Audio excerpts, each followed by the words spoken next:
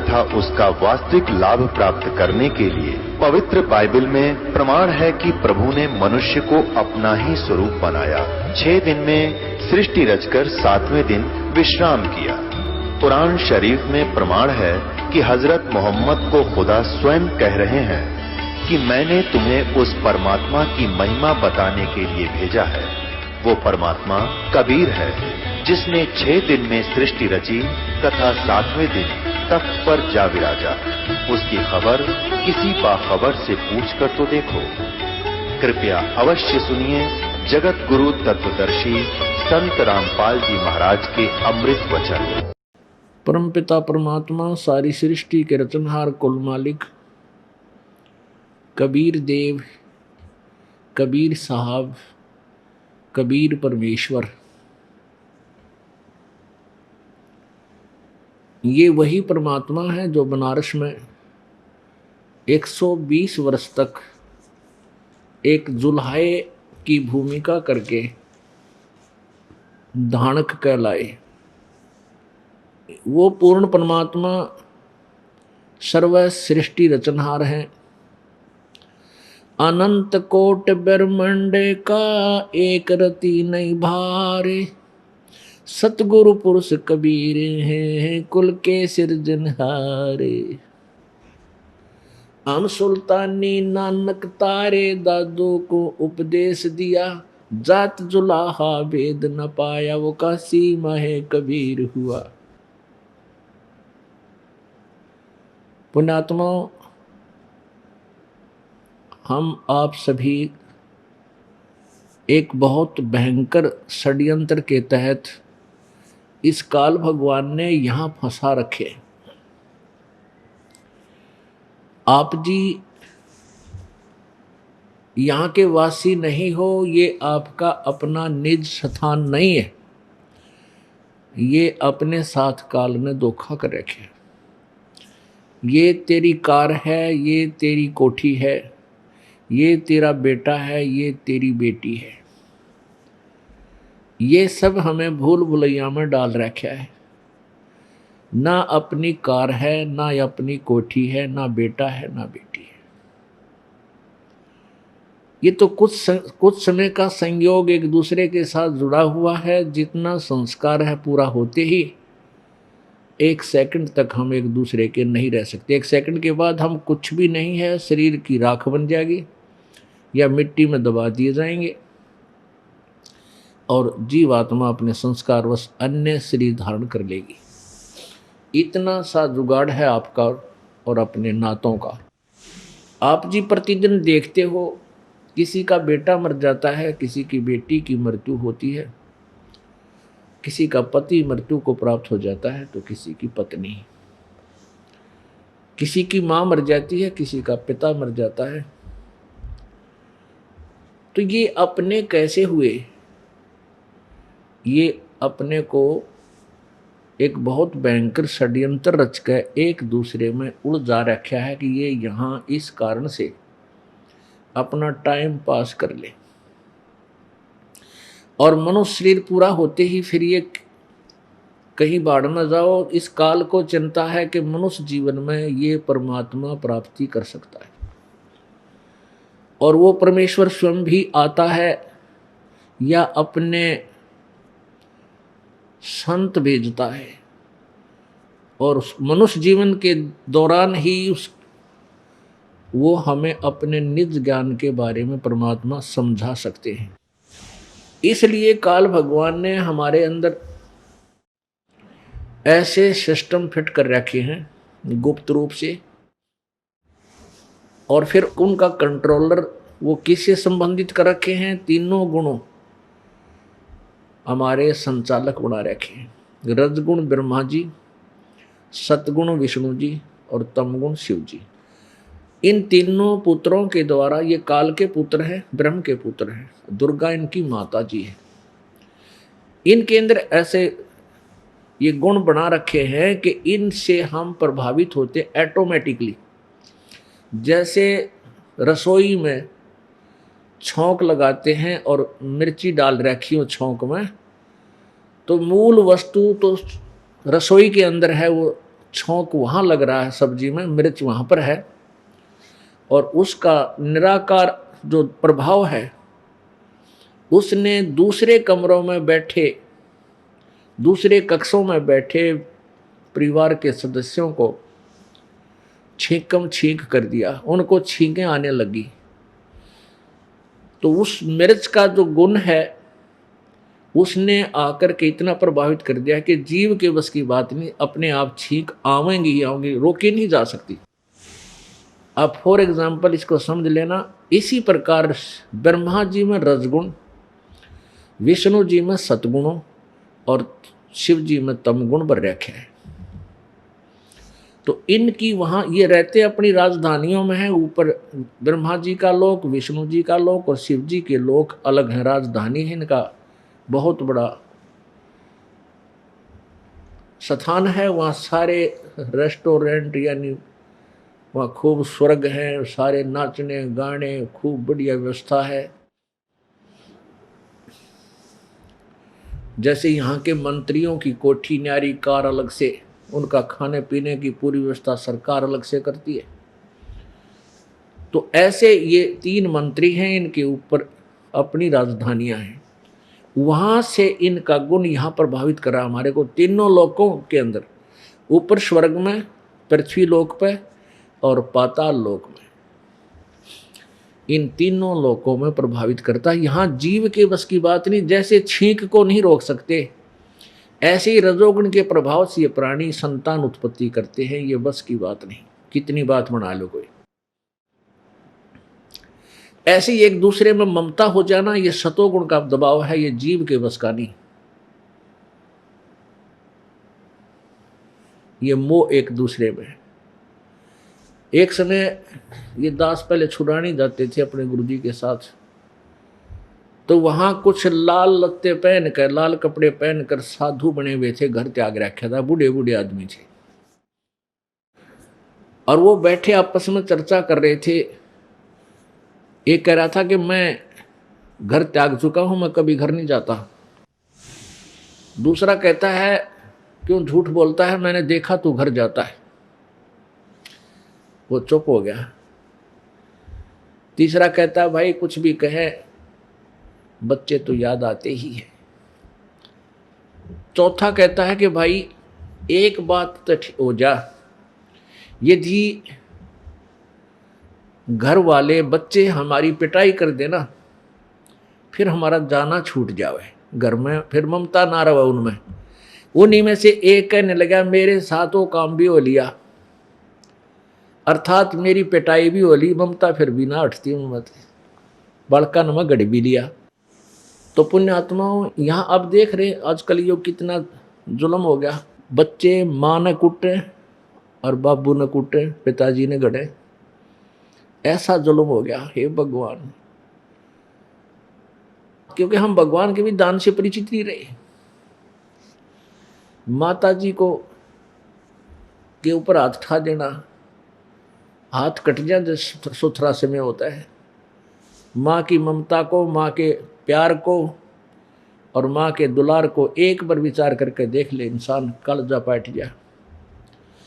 गर्भ के अंदर माँ पालती है उस नालायक को, और फिर जन्म होते ही कितने सीने से लगा कर रखती है, दूध पिलाती है, टट्टी पेट पर कर दे, पेशाब कर दे, कति काली नहीं मानती, कभी नाराज नहीं होती, खुश होती है। और सर्दी के मौसम में बेटा या बेटी छोटी सी होती है, माँ के पास सो रही होती है और पेशाब कर देती हैं, टट्टी कर देती हैं। वो क्या करती है, बच्चे को सूखे में रखती है, अपने आप पेशाब में गिल्ले में लेट जाती है और फिर उसको बड़ा करती है, पाल पोस कर शादी करती है, सोचती है मेरी बुढ़ापे में सेवा होगी। और ये कलयुगी बेटे बुढ़ापे में गड़न लाग जाए समान है, तो क्या ये संसार सुखी हो सकेगा? पुण्यात्मा, हमारा भगवान से डर कतई निकल गया। हम परमात्मा के विधान से अपरिचित हो गए, इसलिए जुल्म होने लग गए। दास का उद्देश्य यही है कि एक बार मानव समाज को भगवान का संविधान समझा दूं। और फिर बुद्धिमान समाज है, आसानी से समझ जाएगा। और फिर देखना, किसी को गलत शब्द बोलते समय भी दो बार सोचना पड़ेगा, कदे इसकी आत्मा ना दुख जाए, इसकी आत्मा को ठेस ना पहुंचे और भगवान मुझे सजा ना दे दे। अब तो हम डर नहीं रहे, अनजान बच्चे हैं, छोटे बच्चे सर्प की पूंछ पकड़ लेते हैं और वो डस देता है। जब वो मैच्योर हो जाते हैं, सियाने हो जाते हैं, फिर सर्प के नाम से ही दूर से डर जाते हैं। दूर सर्प दिखाई दे जा भाग जाएंगे, औरों को भी कहेंगे भागो भागो, सर्प है, सामने सर्प है। तो पुण्यात्माओं, ये जो पाप कर्म हम करते ये सर्प समझ लेना। और अब हम सहर्ष गले लगा रहे हैं, फिर बेशक मर जावे, कितना दुख उठा ले, हमें डर नहीं। डर होगा उसके गुण अवगुण से परिचित होने पर। तो इस काल भगवान ने हमारे को एक दूसरे में ममता से जकड़ रखा है। और तीसरे तमगुण भगवान शिव जी के गुण से एक ऐसे झगड़े हो जाते हैं, एक दूसरे को मार काट डालते हैं, गोली मार देते हैं, बुरा हाल कर देते हैं।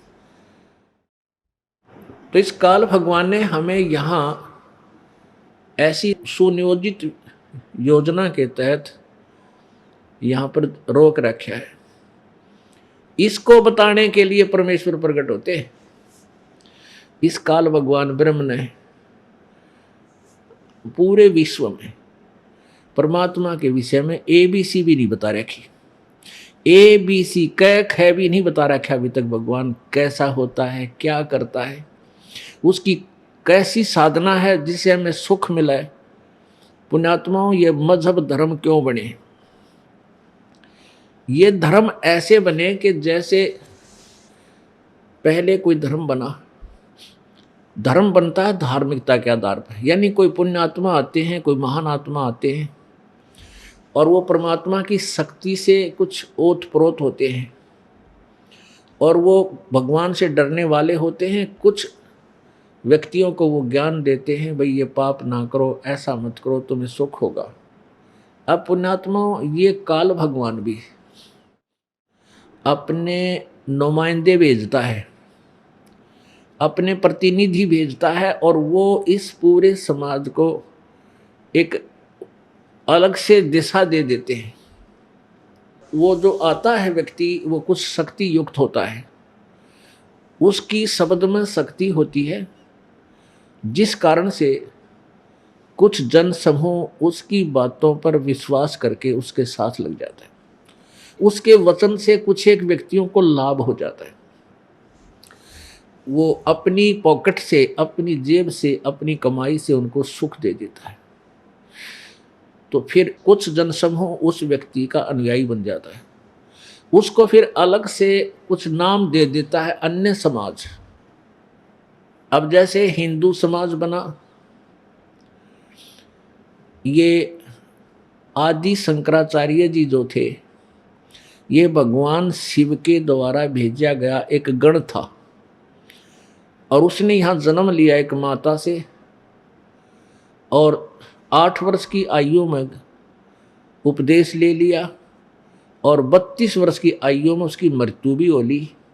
और इस दौरान 24 वर्ष के अपने प्रचार प्रसार में बहुत घने जन समूह को एक अलग से समाज बना दिया, क्योंकि उनकी वचन में शक्ति थी। कुछ एक को लाभ हुआ बहुत, उसने नारे नारे कई ग्रंथ भी लिख दिए, कई सैकड़ों की संख्या में, और वो ग्रंथ सारे वेदों के विपरीत है। तो उससे एक समाज बन गया न्यारा है और इनको हिंदू कहने लगे। इसी प्रकार अब हम धर्म के आधार से तो अलग हुए अन्य से। इसी प्रकार ईसाई धर्म बना, फिर ईसाई धर्म से मुसलमान धर्म बना, क्योंकि ईसा मसीह जी इस काल भगवान यानी विष्णु जी से के भेजे हुए थे, विष्णु जी के अवतार थे वो, और उनमें कुछ शब्द शक्ति थी अपने पुण्य कर्म के कारण।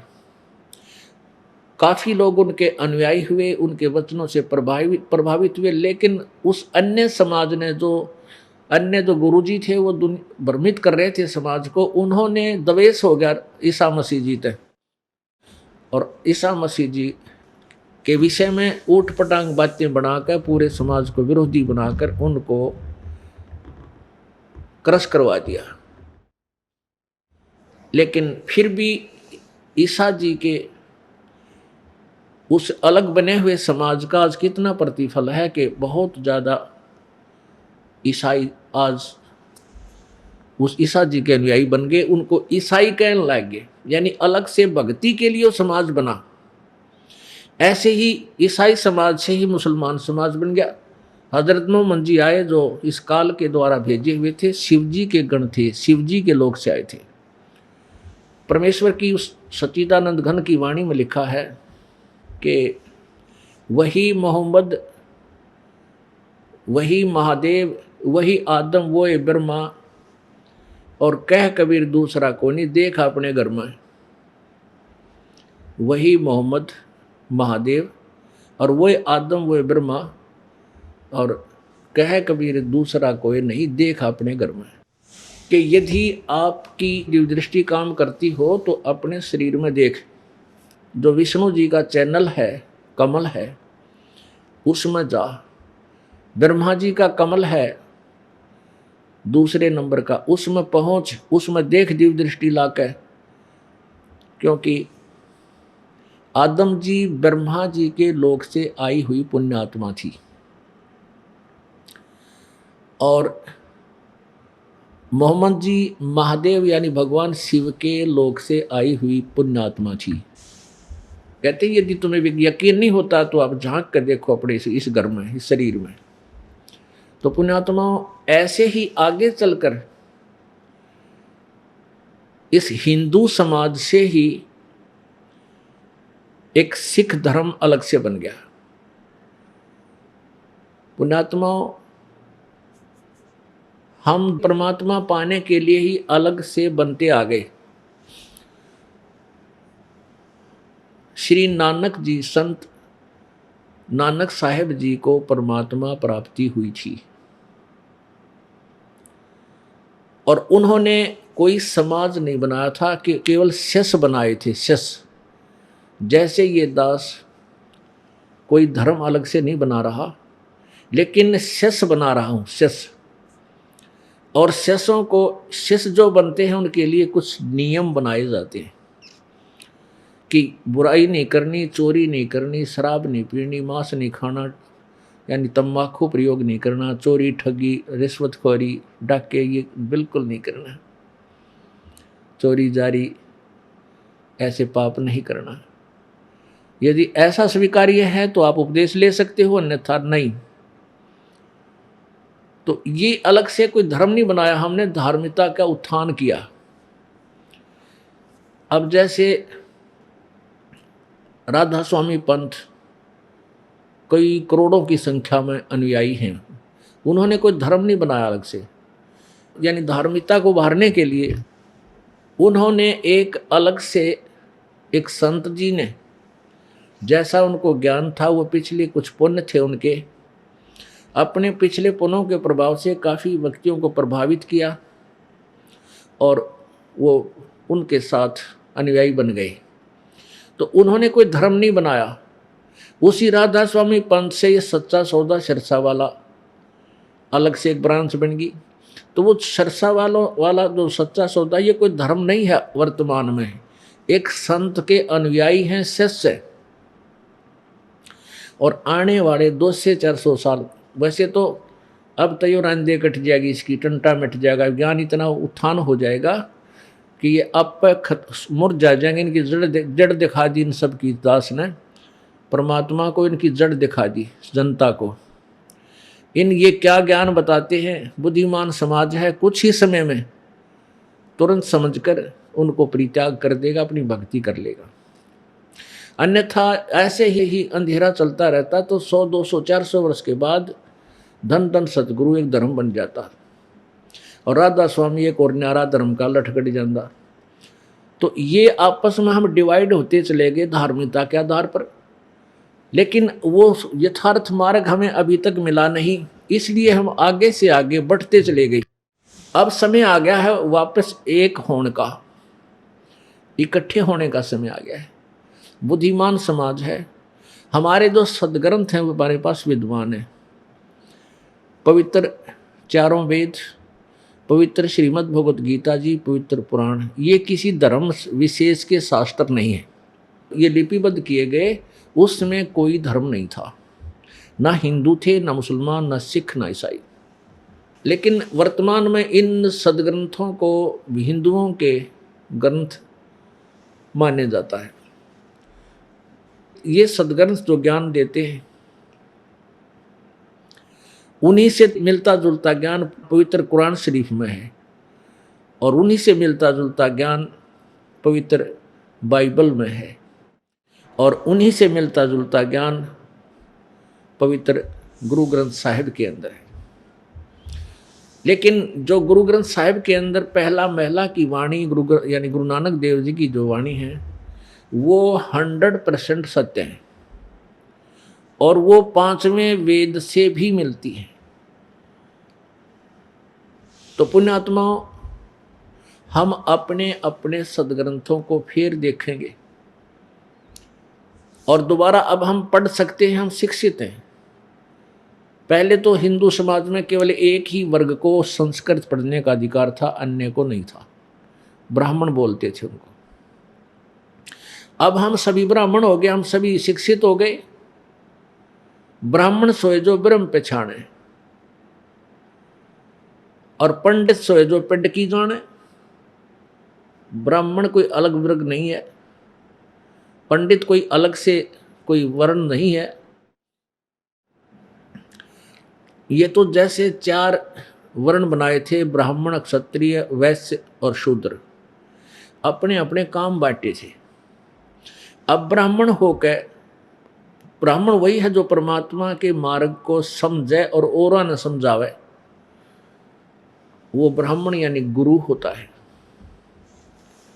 पंडित उसी को कहते हैं।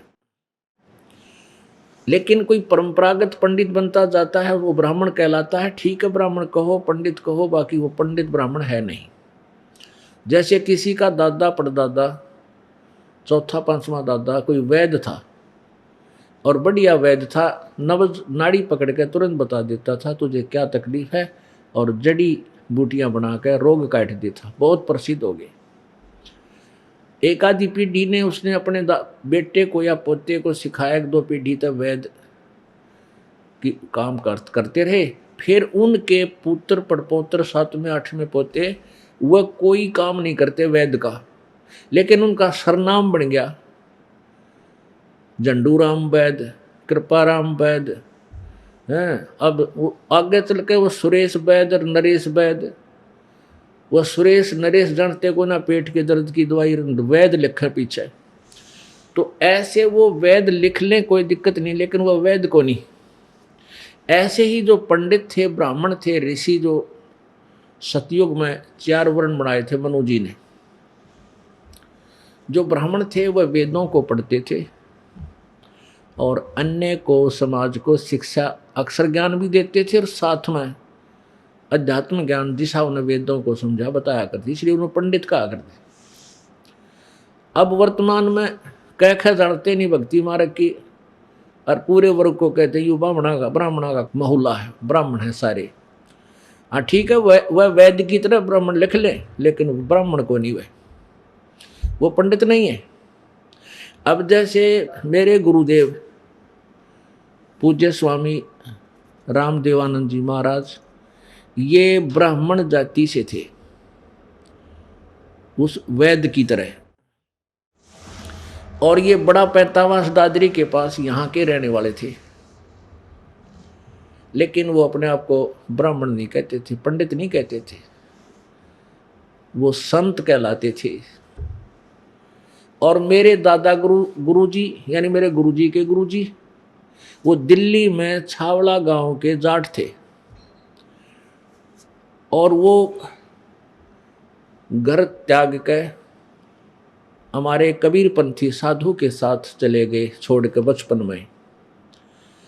और उस साधु ने उनको पढ़ा दिया। वो काशी विद्यापीठ से इतने इंटेलिजेंट बन गए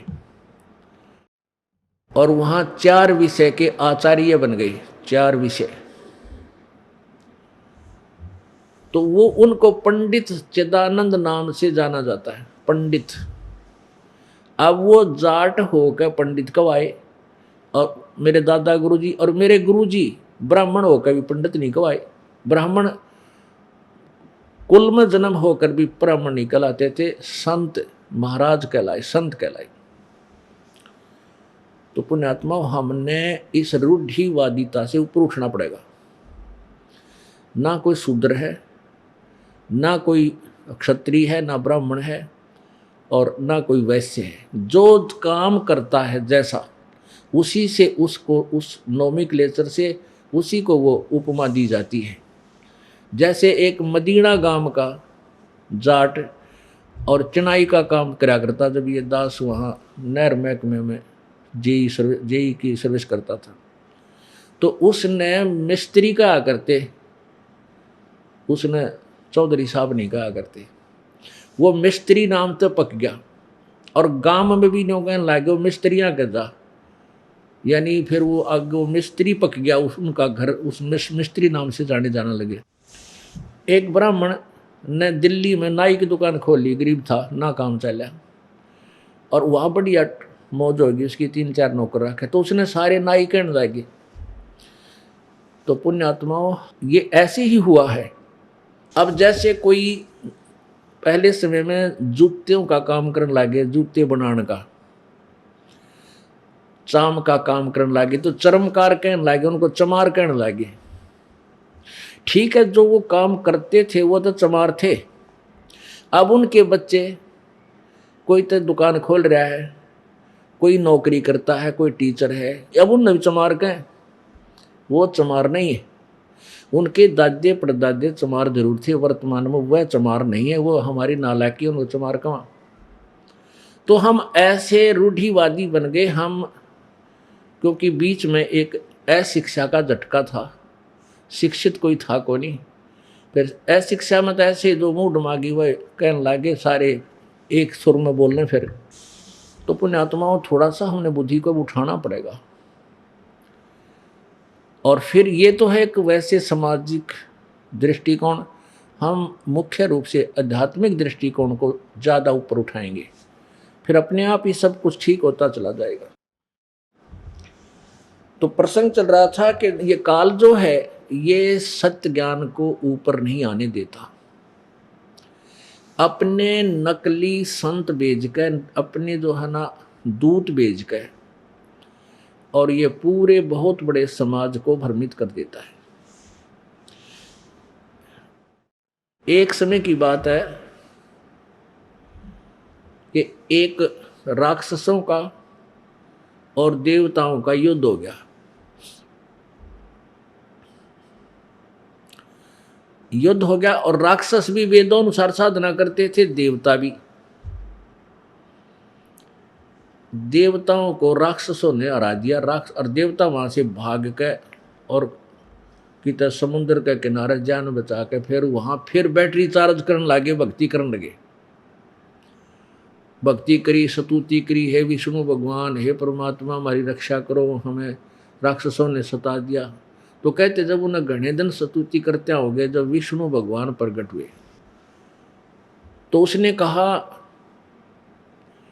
भाई बोलो क्या बात है, मैं तुम्हारी वैसे परिचित हूं, तुमने क्या दिक्कत है। तो उन देवताओं ने कहा, भगवान ऐसे ऐसे हम राक्षसों ने हमें हरा दिया। तो भगवान विष्णु रूप में वो काल था, वो ऐसे ही आता है। उसने कहा, भाई बात सुनो,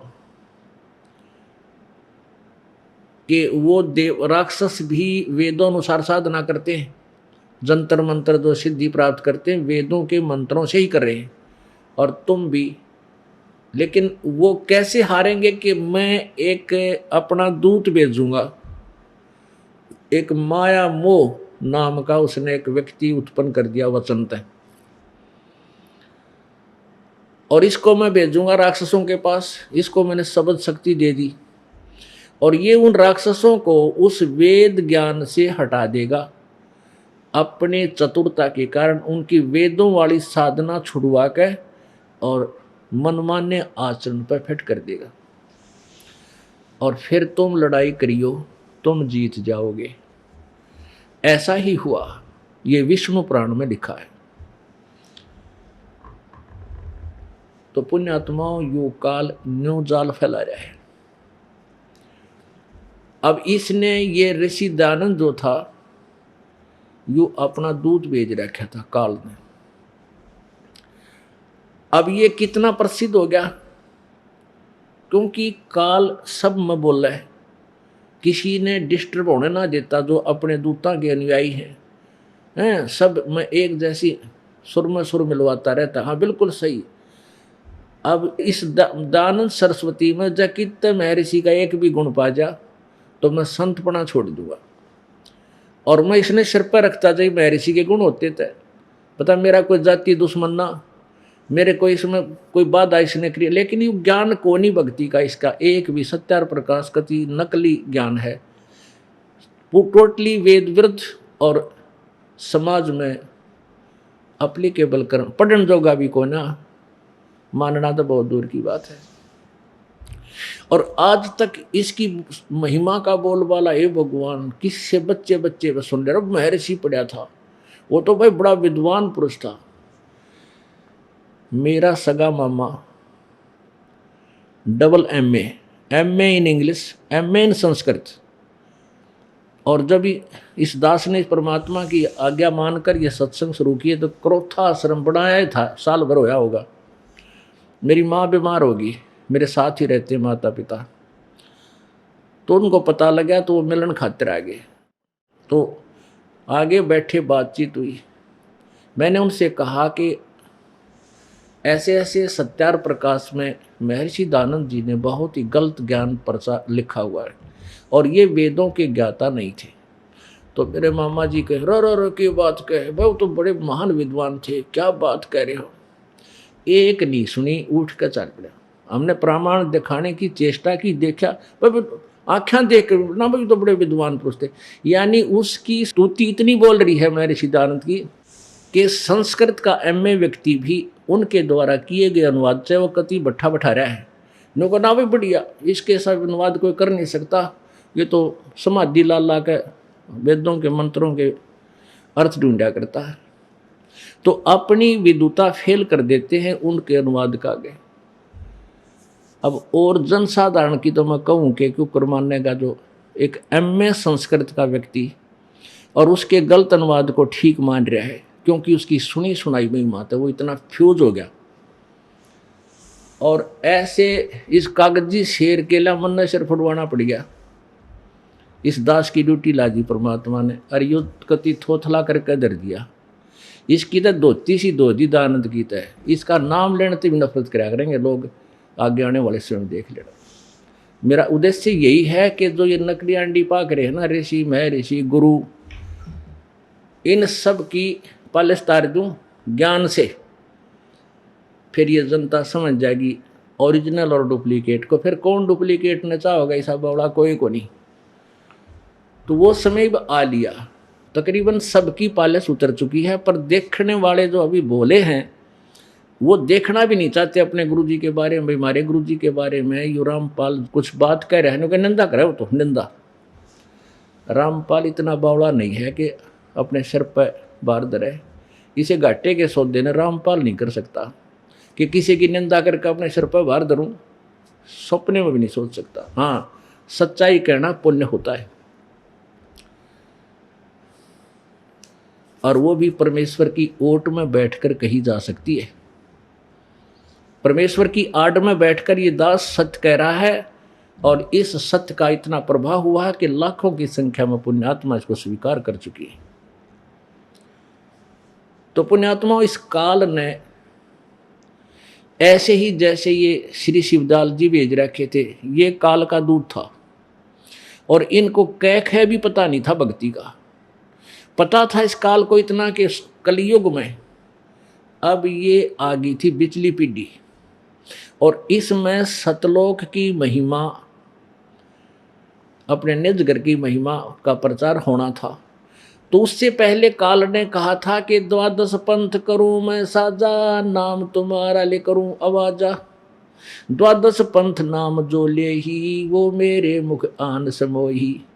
और अनेक पंथ में चलाऊं, नाम तुम्हारा ले गुण गाऊं। परमात्मा से वार्ता हुई थी काल की, जब जोगजीत रूप में भगवान आए थे। वो अपने परमात्मा को नहीं पहचान सका काल, ब्रह्म उनको अपना बड़ा भाई जोगजीत समझता था।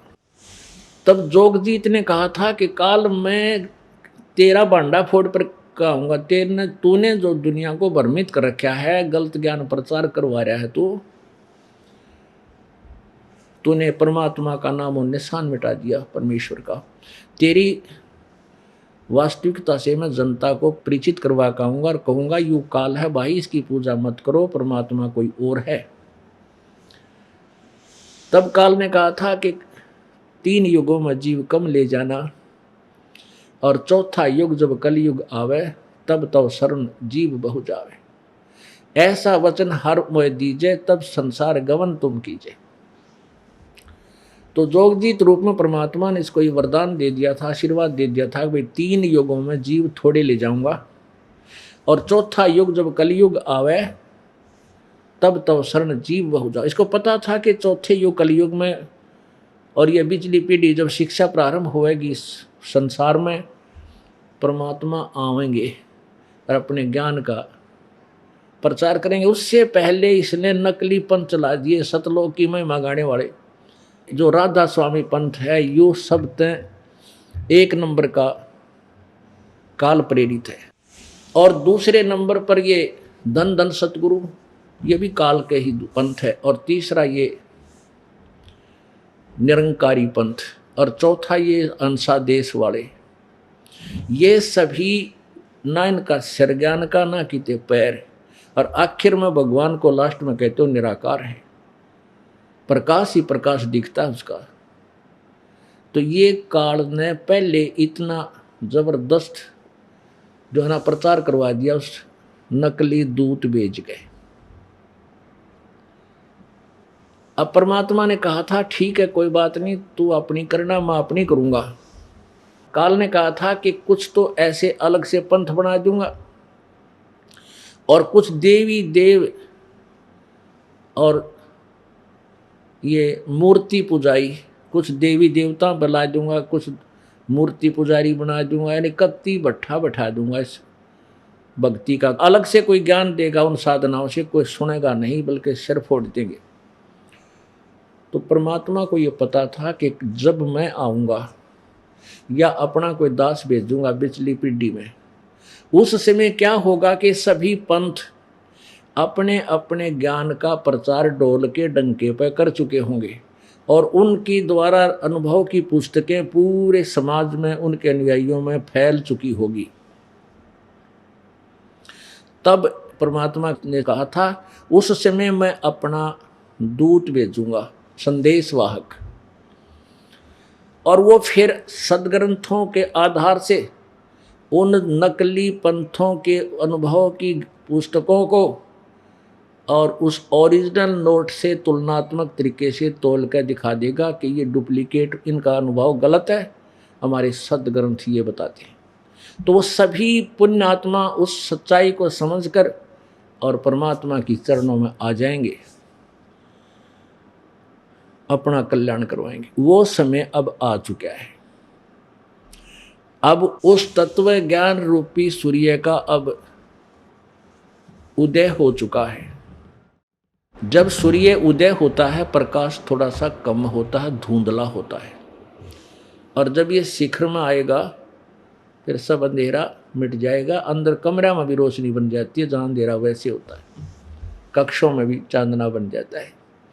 तो पुण्यात्माओं, अब ये तत्व ज्ञान रूपी सूर्य पूरे विश्व को रोशनी देगा, और पूरा विश्व में भाईचारा, प्रेम, भगवान से डर, ये हाहाकार जो माया की दौड़ जिसे अंधा होकर इंसान कुछ भी आगे पीछा नहीं देखता, कोई किसी की आत्मा दुखाते हुए भी नहीं डरता, मांस खाते हैं, बुरा हाल हो रहा है, ये सब समाप्त होगा। परमात्मा के पास सारे तरीके होते हैं। प्रथम तो परमेश्वर की चेष्टा होगी कि सभी मानव समाज इस ज्ञान को समझ लेगा, और जो नहीं मानेंगे वो कुछ एक व्यक्ति होंगे। फिर जैसे फसल होती है ना, फसल, और उसमें फसल अच्छी तगड़ी हो जाती है और फिर उसमें खरपतवार थोड़ा बहुत रह भी जाता है तो वो हानि नहीं करता, वो थोड़े से दिनों में पीला पीला होकर आप पर सूख जाया करे। उस फसल के नीचे का थोड़ा बहुत घास फूस हो भी जा तो उसको दबा नहीं सकता।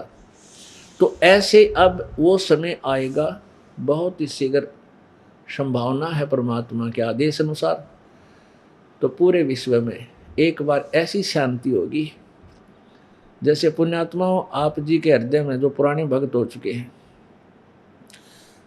आपके हृदय में दूसरे की वस्तु कभी नहीं समा सकती। कोई न सोचे किसी को चोरी कर लूं या को लूट कर लूं, मिलावट कर दूं, भगत कभी नहीं कर सकता। और मान ले कोई करेगा तो उसको इतना झटका लगेगा, 50 कमा के लाओगा, 200 का बालक बीमार हो जाएगा, बच्चे के 200 रुपये लग जाएंगे।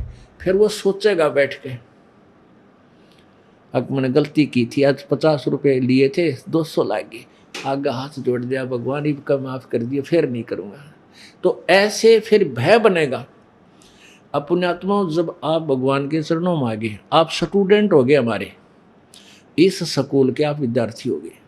अब जैसे बच्चा स्कूल जाता है विद्यालय में, वो कोई गलती करता है तो अध्यापक उसको डराता है, धमकाता है, एक आधा थप्पड़ चट्टू भी मार देता है, तो ताकि बच्चा बिगड़े नहीं, अपना जीवन सुधार ले। और जो बच्चा स्कूल नहीं जाता तो वो अध्यापक जब स्कूल से आ रहा होता है और बगैर नाम वाला बच्चा, बगैर जो वहाँ एडमिट प्रवेश नहीं है जिसका, वो चाहे कितनी शरारत करो, चाहे अध्यापक ने गाल भी दे जाओ, चाहे हुर हुर करके बाज जाओ, उसने कुछ नहीं कहता अध्यापक, क्योंकि वो स्टूडेंट को नहीं उसका।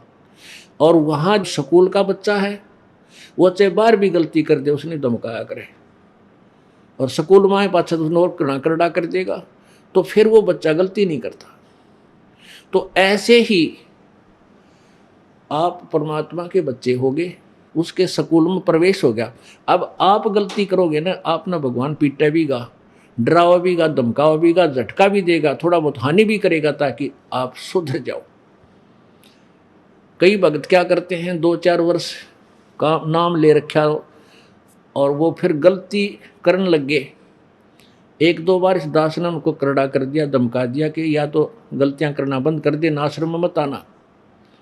क्योंकि क्या होता है, जिनका नाम टूट गया और ऐसा संयोग आ गया कि उसकी मृत्यु होनी हो और नाम खंड हो गया, कि परमात्मा प्रोटेक्शन गया तो रास्ते में एक्सीडेंट हो गया, मृत्यु हो जा, और बदनामी भगवान कबीर साहब की, देख उनका नाम ले रहा था। तो ये दास ये कहता है कि यहाँ मत आया कर, बदनाम करेगा कुआ परमात्मा ने तेरे कितना हडखंडे पावेंगे। जो नाम तोड़ देता है भगवान कैसे बचाएगा, काल तो इंतजार करता है कि कब इसकी खाल उतारो, इसका समय पूरा होने दे।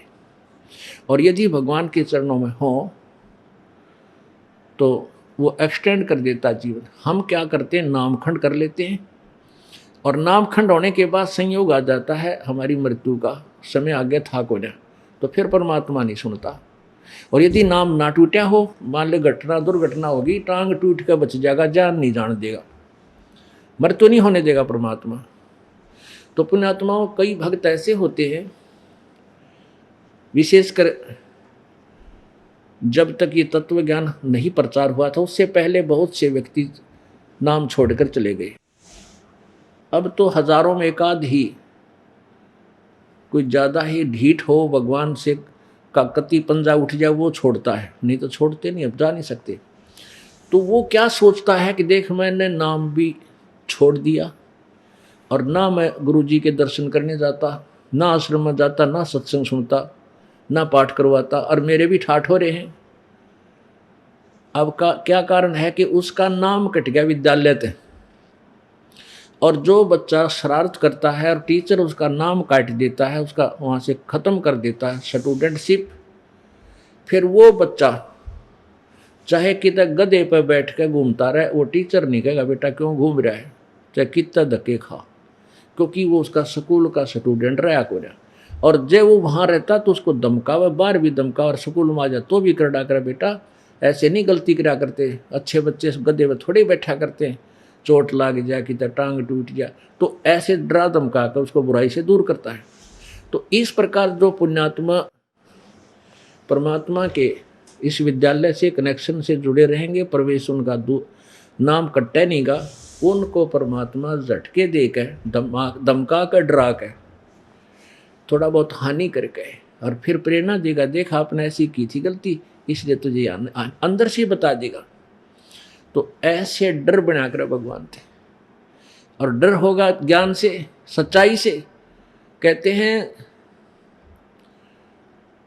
जो मेरी भक्ति करे कपटता है, यानी आन लग गया देखम देखा, उसको भी अपनाऊं, एक बार तो उसको भी मैं स्वीकार करता हूँ। क्यों शुरू में तो कोई आवा है मेरा कैंसर हो रही है, कोई कहे है मेरा दर्द कहीं ठीक नहीं होता, कोई कहे मेरा उपरा हो गया, कोई कहता हमारा बरकत कोई ना, तो हम कहते हैं बेटा नाम लो बेटी सब ठीक होगा, और सत्य है ये। तो कुछ दिन तो वह न्यू देखांगे हमारा न्यू हो जा है, हमारा काटड़ू ना जिंदे शायद इनका जीण लाग जा, यानी इस तरह की डिमांड लेकर आते हैं। तो वो तो काम ठीक हो ही जाना है, वो हो गया तो फिर मान भी लेंगे।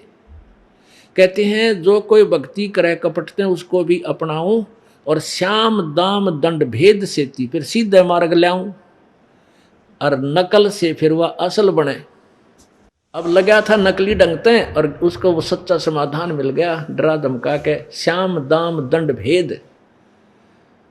जैसे श्याम माने प्रेम तय, और दाम लालच दे के लाभ दे दिया परमात्मा, ऐसा लाभ दे दिया आप सोच भी ना सकते, आप शतब्द रह जाते हो, को तरीका इस तरह फायदा कर दिया भगवान ने। तो फिर यहाँ अट्रैक्शन बनेगा, श्याम दाम दंड, आप गलती कर देते हो तीसरा झटका देगा, हे भगवान तो वो टोटा हो गया। फिर विचार लिया होगा कि देख बेटा देख बेटी तने ऐसी गलती की, तो फिर आगे सोचेगा आगे नहीं करूँगा ऐसी गलती, वो दंड हो गया धमका डरा के। और भेद, भेद ये जैसे ये नकली ज्ञान यो असली ज्ञान, ये असली ये परमात्मा पूर्ण है ये अपूर्ण है, यो भेद दे के कहते हैं उन्हें फिर सीधा मार्ग लाऊं, और नकलते लगे थे तो वह असली बन जाएंगे, फिर वह नकली से लागे थे और असली बन जाएंगे। तो पुण्यात्मा परमात्मा आकर के हमें क्या बताते हैं, भाई और बात तेरे काम न आवे तू संतों शरण लाग रे, के सोवे गफलत में बंदे जाग जाग नर जाग रे, जाग जाग नर जाग रे। और बात तेरे काम न आवे तू संतों शरण लाग रे, के सोवे गफलत में बंदे जाग जाग नर जाग रे, जाग जाग नर जाग रे। भाई उठ सुबेरे भरा तमाखू के जाग्या निर्भाग रे, उठ सुबेरे उक्का भर लिया के जाग्या निर्भाग रे। सुक्रम करया ना कोई करी बंदगी, ये फूटे तेरे बाग रे, फूटे तेरे बाग रे। और बात तेरे काम न आवे संतों शरण लाग रे, के सोवे गफलत में बंदे जाग जाग नर जाग रे, जाग जाग नर जाग रे। भाई तन सराय में जीव मुसाफिर, यो करता रहे दिमाग रे, तन सराय में जीव मुसाफिर करता रहे दिमाग रे। रात बसेरा कर ले डेरा, चले सवेरा त्याग रे, चले सवेरा त्याग रे। और बात तेरे काम न आवे संतों शरण लाग रे, के सोवे गफलत में बंदे जाग जाग नर जाग रे, जाग जाग नर जाग रे। उमदा चोला बना अनमोला, ये लगे दाग पे दाग रे। उमदा चोला बना अनमोला, लगे दाग पे दाग रे। 2 दिन की गुजरान जगत में, क्यों जले बिरानी आग रे। जले बिरानी आग रे। और बात तेरे काम न आवे तू संतों शरण लाग रे। के सोवा गफलत में बंदे, जाग जाग नर जाग रे, जाग जाग नर जाग रे। भाई कुबद कांचड़ी चढ़री चित पे तू होया मनुष्य नाग रे। कुबद कांचड़ी चढ़री चित पे तू होया मनुष्य नाग रे। सूझे नहीं सजन सुख सागर, बिना प्रेम बैराग रे। बिना प्रेम बैराग रे। और बात तेरे काम न आवे, संतों शरण लाग रे। के सोवे गफलत में बंदे, जाग जाग नर जाग रे, जाग जाग नर जाग रे। भाई हर सुमरे सो हंस कवावे, ये कमी क्रोधी कागरे। हर सुमरे सो हंस कवावे, कमी क्रोधी कागरे। भौरा न भर में विष के बन में, चल बेगमपुर बागरे, चल बेगमपुर बागरे। और बात तेरे काम न आवे तू संतों शरण लाग रे। के सोवे गफलत में बंदे, जाग जाग नर जाग रे, जाग जाग नर जाग रे। भाई शब्द सैन सतगुरु की पिछाणी, पाया अटल सुहाग रे। शब्द सैन सतगुरु की पिछाणी, पाया अटल सुहाग रे। नितानंद महबूब गुमानी, ये प्रगट्य पूर्ण बाग रे, प्रगट्य पूर्ण बाग रे। और बात तेरे काम न आवे, संतों शरण लाग रे। के सोवा गफलत में बंदे, जाग जाग नर जाग रे, जाग जाग नर जाग रे। भाई शब्द सैन सतगुरु की पिछाणी, पाया अटल सुहाग रे। शब्द सैन सतगुरु की पिछाणी, पाया अटल सुहाग रे। नितानंद महबूब गुमानी, ये प्रगट्य पूर्ण बाग रे, प्रगट्य पूर्ण बाग रे। और बात तेरे काम न आवे, संतों शरण लाग रे। के सोवे गफलत में बंदे, जाग जाग नर जाग रे, जाग जाग नर जाग रे।